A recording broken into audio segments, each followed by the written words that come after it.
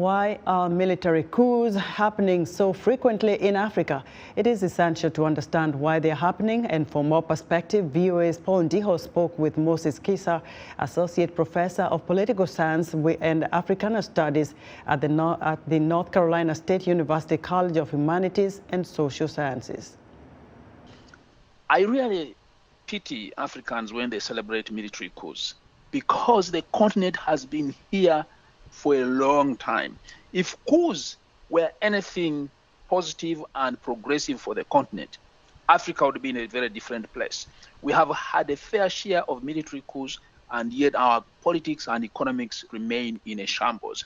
The fellows who have captured power in Libreville have basically engaged in a power grab, right? I don't think they are going to be any different from Ali Bongo.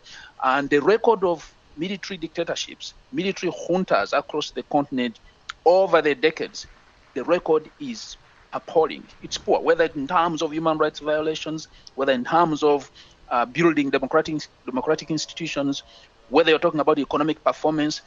Military governments have never fared any better than civilian governments on the continent. So I really don't understand when many people, among the African publics, pour into the streets and celebrate whenever there's a military coup in a country like Gabon. I can understand, of course, the frustration and the feeling of overcoming a monarchical rule in Libreville.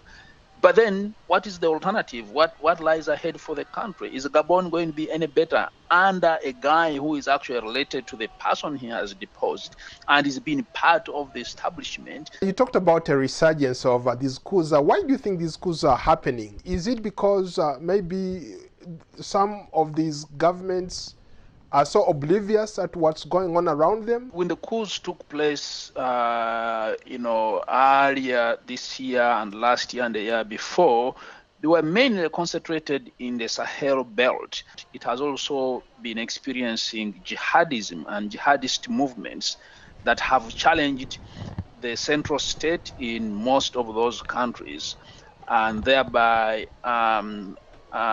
ostensibly compelled the armed forces to turn on the civilian authorities with the excuse or with the explanation that the civilian leaders have failed to, provide leadership in pushing back against extremist movements, some of them tied to international jihadist groups like ISIS and Al-Qaeda. I've been to Gabon 3 times.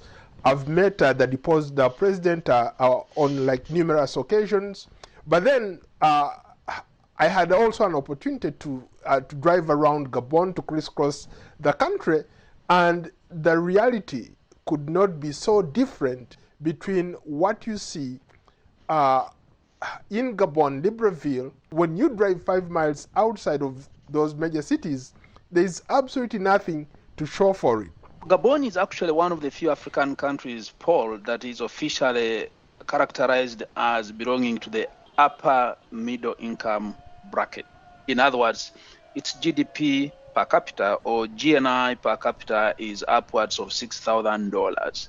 This is a country that has a very small population, just over 2 million, and highly endowed with with oil and other natural resources, including forestry. So what you're saying is very much emblematic of the post-colonial African crisis, where you have a country like Gabon that is so materially endowed, so materially rich, and yet most of its citizens are poor. Most of its nationals live in, very impoverished conditions. Why? Because the vast majority of the resources for the country go to the ruling elites and a few. That was Moses Khisa, Associate Professor from North Carolina, speaking there with my colleague VOA, Ndiho.